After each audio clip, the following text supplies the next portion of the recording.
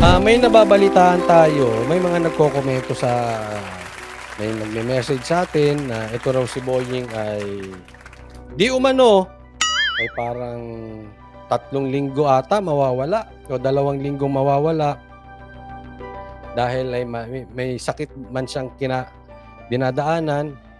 May nagsasabi na cardiac arrest daw or ano. Sa katunayan, hindi ko po alam kung meron talagang malalang sakit si Boying, si Secretary Boying, or wala. Pero alam nyo, I still hope na kung totoo mang may sakit siya, na he will get better soon. Get well soon, Secretary Boying. Alam nyo po, hindi, baka sabihin nyo, nag-iba ka na, Coach Oli, pinagtatanggol mo si Boying. Hindi po ganun.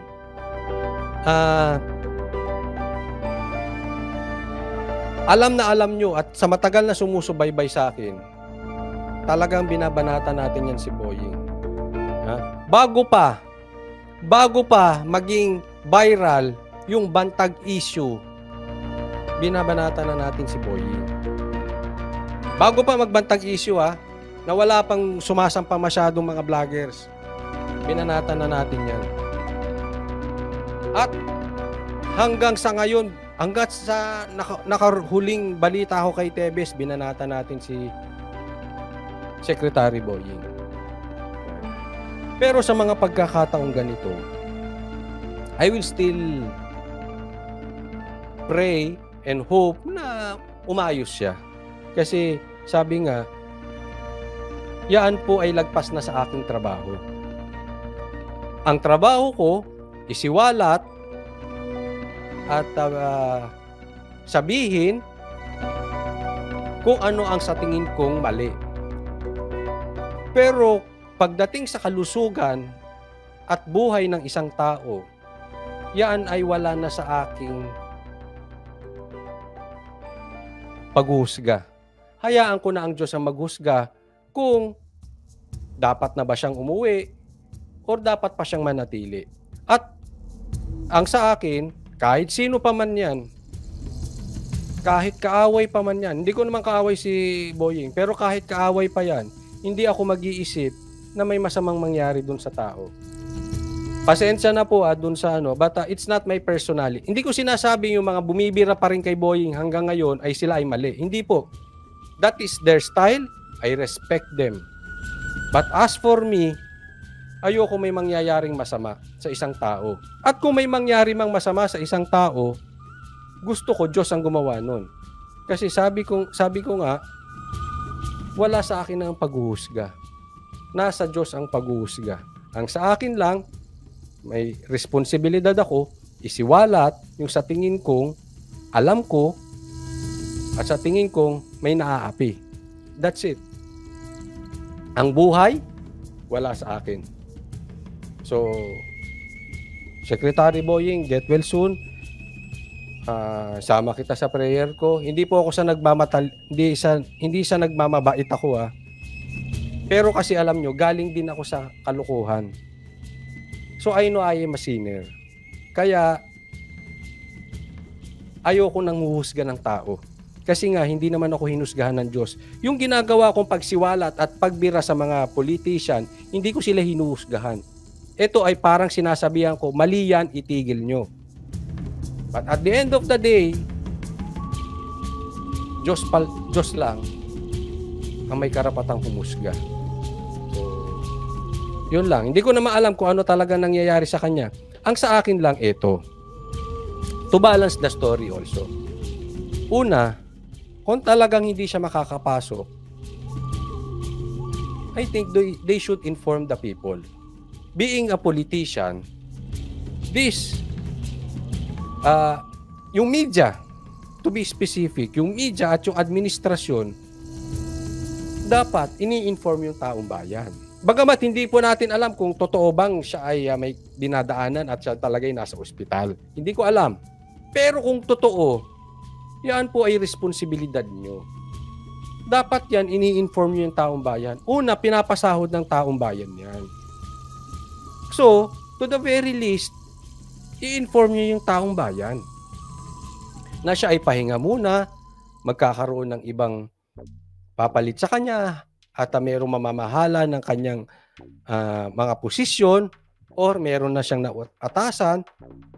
Again, alam nyo, kaya meron tayong problema eh. Kasi sometimes, dinadaan sa katahimikan. Dapat, lagi kayong abante sa pag-inform sa taong bayan. Dapat inform agad. Nagtataka ako kung totoo ito, anong nangyari sa inyo sa mainstream media? Hindi nyo alam? O let's give them the benefit of the doubt, baka hindi nila alam. Pero, dapat yung executive or kung sino man ang spokesperson ng mga nasasakupan ni Secretary Boying, sabihin nyo sa tao. Yung address, ang galing nyo sa press con, pag meron kayong iipitin, pero pag kayo magpapaliwanag sa tao, tahimik kayo. Anong silbi nyo? May mga spokesperson. Diyan nagagalit ang taong bayan. Yes, ulitin ko, ayoko may mangyari. Sana, kung po pwede, gumaling ka agad kung totoo man. Pakiayos lang yung responsibilidad. Kung hindi niya nakaya, dahil nga syempre, hindi naman natin alam kung totoong cardiac arrest or whatever, baka hindi na siya makasalita. Alam ka naman pilitin mo. Dapat yung mga natao sa paligid, anong silbi nyo dyan? Galaw-galaw, baka kayo ang ma-stroke. Ngayon, kung mali yung balita, again, you address the people as well. Sabihin nyo, mali yung balita, perfect condition, Secretary Boying, tuloy ang trabaho. Fake news yun. Tapos, ngayon kung tunay yun, again, you address the people. At the end of the day, the problem is, you people are not addressing the people. Doon ang bottom line dyan. So, paki-confirm, totoo ba or hindi? Kung totoo, anong gagawin nyo? Kasi maraming hawak si Secretary Boying at kung matagal siyang mawawala, aba, dapat malaman ng tao anong plano ninyo. Sino hahawak? Sa dami niyang hawak, sino hahawak nun? Hindi pwedeng tahimik lang kayo dyan basta-basta. Lagi na lang ba tayong tahimik lang? Magaling kayo pag announcement? Pag informing the people ng totoong yung may kinalaman? Yung talagang may kinalaman sa kanilang pang-araw-araw, may kinalaman to sa pang-araw. Isipin mo, hawak niya Bucor. DOJ, hawak niya. Ang dami niyang hawak. Oh. Ano, babakante na lang?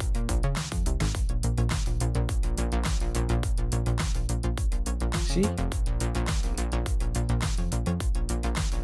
Well, antayin natin. Baka naman bukas, meron na silang official statement. Pero minsan, dyan talaga marami tayong kilalang nagagalit na nasa gobyerno mismo. Dahil sa sobrang yung katahimikan. Nakakabingi inyong katahimikan. Isinisikreto sa taong bayan, sa inyo. Karapatan ninyong malaman, mga palangga, kung buhay pa ba sila o hindi. Kasi pinapasweldo sila ng taong bayan. May hinahawakan silang posisyon. Di ba? Nandiyadyaan yung panatilihin ng peace and order sa bayan. Ang dami, pero lahat naman yung mga ka-eklabusyan lang naman yan, etchos-etchos lang. Na kunyari ay sila ay may mandato na ganito, ganere. Pero ang totoo, sa gobyerno ni Kuting, puro kasinungalingan, puro kabalbalan. Sige nga, I challenge you mainstream media. Bakit walang ni isa sa inyong umuulat na si Bonjing, si Boying Remulla, ay nakaratay sa St. Luke's? Okay?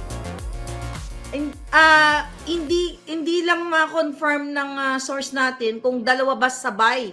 Inaratay siya ng CA or Pero itong close ano niya, close encounter niya yung ayan. So, nasaan si Remulla? Buhay pa ba siya? So, dun sa isang source natin, confirm na 100% kasi BFF niya si Remulla. O, kala mo Remulla, yung BFF mo. Katabi mo sa bed. Chinuchorva ka sa akin. Di ba? Oh, inaano ka, yung puting ahas. So sabi ko sa inyo yung puting ahas ko minsan katabi nyo sa pagtulog. Pero ang point of view natin dito mga kababayan, di ba? Bakit? Di ba pansinin nyo? Pinuntahan ko yung kanilang website. Tinitingnan ko yung mga news articles. Tama ba? Yung mga latest articles. Then, yung kanilang Facebook page. Kasi madalas, bida-bidahan si Remulla dyan, di ba? Siga-sigaan. So, bakit ka nanahimik? May obligasyon ka sa taong bayan kasi bawat hininga mo, makyoho man yung hininga mo, or what, bayad yan ng taong bayan. At bawat kamkam nyo sa Pogo, bawat panggigipit nyo sa DOJ, mga ginayupak kayo, bayad yan ng taong bayan. So, karapatan naming malaman kung humihinga ka pa o hindi. Ano kayo, 3 weeks? Kasi kung 3 weeks kang, I think baka more than, baka almost a month. Tignan nyo. Make sure nyo, itignan nyo kung kailan siya ang last na kanyang, what do you call it? Ang kanyang portrayal dyan sa kanyang Facebook page. Diba? Ang tagal, tahimik. Tignan nyo yung media now. Wala kang makikitang substance, 'di ba? Sa mga ulat, kundi puro bango kay kuting kasi nga naulat nga natin sa inyo kagabi na they are deprived. They are sinusuppress sila ng gobyerno ni buwaka ng Inang Lisa. At Kuting, kaya nga dapat, sabi ko nga sa inyo, dapat si Kuting matagal na yan na impeach.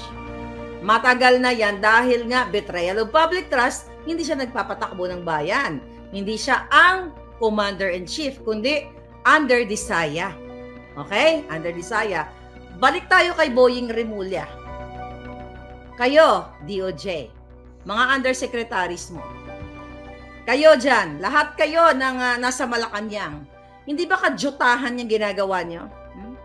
Ito, itong stick ni Harry Potter, pag tumusok to sa inyo, aratay. Teka, tignan natin. Parang dito si Lisa banda dito. Nakaupo dun sa Japan. Ito.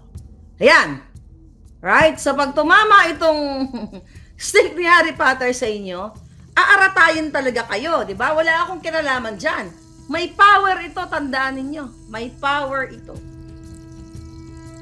Pinabasbasan ko na to. Kaya kakarmahin kayong lahat dahil what? Nilalapastangan nyo ang taong bayan. Kung kayo ay mga ordinaryong citizen, ipagdadasal ko pa kayo na maging maayos ang inyong, buhay and everything. Pero, nakasalalay ang kinabukasan ng Pilipino dahil ang mga bilyones na pera ng bayan, nilalastay nila. O sinong nagbayad ng ng bill mo? Remulla, pera na naman ng bayan. For sure, pera ng bayan. So, imagine niyo mga kababayan. Ito, tignan nyo tong picture na ito, kaya nakakagalit. Pero, gusto ko magpa-cool-cool ngayon kasi kanina high blood ako. Pero actually, ang blood pressure ko, 120/80. High blood lang, na chika-chika lang. Dahil mataas yung boses ko. Ngayon, ganito. Kung gaano ka-unfair ang nangyayari sa ating bayan. Sinisikreto ng mga buwaka ng GNMS, katulad nitong DOJ, ang pagkaratay nila sa ospital. At the same time, sabi ko nga, bawat hininga nila, kumukubra sila sa pera ng bayan. Right? Tapos ngayon, maliban sa kubra, okay, yung kubra yung sweldo, kumukubra pa sila kasi may mga taong nagti-take over habang sila ay nakaratay. Na supposedly transparent sa taong bayan na inuulat namin na ang DOJ Secretary ay hindi na makakagulapay dahil ang kanyang kipay, wala pala siyang kipay. Ang kanyang lapay ay kumakaway-kaway. Mga ganon. Diba? Inuulat ko sa inyo na ang DOJ Secretary ay malapit ng mamaalam at dahil nakulam ng isang langgam. Mga ganon. May masabi lang. Anyway, sa seryosong usapan, karapatan ninyo. Nag-alawitch ka na naman. Yes, sabi ni Penny Witch talaga ako ngayon. Lapay at kipay, di ba? Sabi ni Maria Pasans. Kaya ito, power talaga to. Thank you, Attorney Glenn Chong, for this. So, samantala, kayo, yung mga regular government workers, ilan ba ngayon nakalimutan? Well, di naman ako naging government employee. Kayo ba kapag nag-sick leave kayo, ilang linggo ang bayad? Meron po ba dito dati o current na government employee? Kapag kayo ay nagkasakit, isang linggo, 2 linggo ba ang bayad ng gobyerno? Ilan? Sige, mag-comment kayo dyan. Kasi kino-compare natin yung mga regular government employees, yung mga kasundaluhan natin. Kayo ba? Kapag nagkasakit kayo, ilang linggo ang bayad? Diba?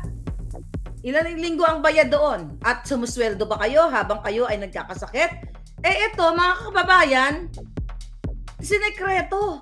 Ni isang media walang nag-report. It's the same thing yung ginawa ni Kuting na siya ay nagkubid-kubida ng bigaon, alpot na Kuting. Di ba? Nagkubid-kubid, 15 days. Thank you, Alma Ronquillo, 15 days. Yung sabi ni Mira, 6 days lang. Whatever, 6 days, 15 days. Pero ito, 3 weeks. So, isinekreto. Ibig sabihin, kumukubra sa pera ng bayan, di ba? Dinadaya ang sick leave, sabi ni Minda Diaz. Samantalang kayong regular employee sa gobyerno na, let's talk about government. Di ba? Nagpapakahirap kayo, nagkasakit na kayo, pero hindi nababayaran yung mga araw na nakaratay kayo. Pero si Remulla, bongga. Isinekreto, tuloy-tuloy ang sweldo, tuloy-tuloy ang pangungubra. Remulla, tuloy-tuloy ang pangungubra. Kaya dapat talaga ay, karma. Alright? Okay. Sabi niyo, tagutin natin to. Alem. Ito si Alem. Pag buksan natin isipan ni Alem. Mukhang troll. Okay, pero mamaya may kalalagyan ka. Sabi ni Alem, Madam, sama tumulong ka lang sa ibang bagay, hindi sa paninira. Issue nga ka.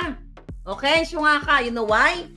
Dahil troll ka ni Remulla. Troll ka, kaya black ka. Di ba? Ayan, cartoon character. Ay nakarat na pag-usapan namin nila SAS, di ba? Kagabi, na itong mga hinayupak na to, sila Tambalusdos, talagang nag-hire sila ng libo-libo mga trolls para atakin ang aming mga page para mag-report sila. Kaya tignan nyo yung engagement, hindi kayo makashare, di ba? Kaya yung mga troll dito, walang puwang. Kung tao ka at magko-comment ka lang ng bongga-bongga, may following ka, you are free to comment. But I will answer your question. Okay?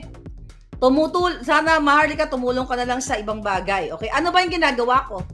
Itinataya ko yung buhay ko, nabanggain itong mga salot sa bayan, mga inayupak na to, para buksan ang inyong kaisipan ng walang kapalit na kahit anuman. Diba? So yan ang ginagawa ko. Anong gusto nyo? Manahimik tayo? Magtatanga-tangahan tayo na niloloko ka na, 3 weeks na nakaratay sa ospital, di ba, sweldo-sweldo pa rin, sinisikreto nyo sa taong bayan. Ganun ba, Baka ikaw yan, Tambalusdos. Tambalusdos siguro to nag-comment. Okay? Mana lang yan sa Kuting style, sabi ni Merlinda Baliwag. So, may kumpara natin kay Kuting, mga kababayan. Ngayon, si Kuting, di ba, nagkubid-kubidan ang alpot.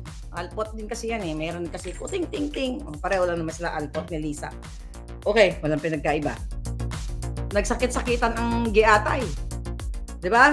Kinompute natin 64 hours after niyang mag-release ng statement sa bombing sa Mindanao. Niha-niho, wala tayong narinig. Sinikreto na naman sa atin, binaboy na naman tayo, tinarantado tayo. Diba? Yung pala, ay naalarma na sila dahil, sabog na naman sa pulburon. Kaya nga nagpatawag si Lisa Smugs ng 10 tangke. Okay? Sinabi ko doon sa vlog namin kagabi. 10 tangke, dyan sa Malacanang. Kasi baka daw maglusubin sila or something. Tignan mo, takot sa sarili lang multo. Takot kayo, no?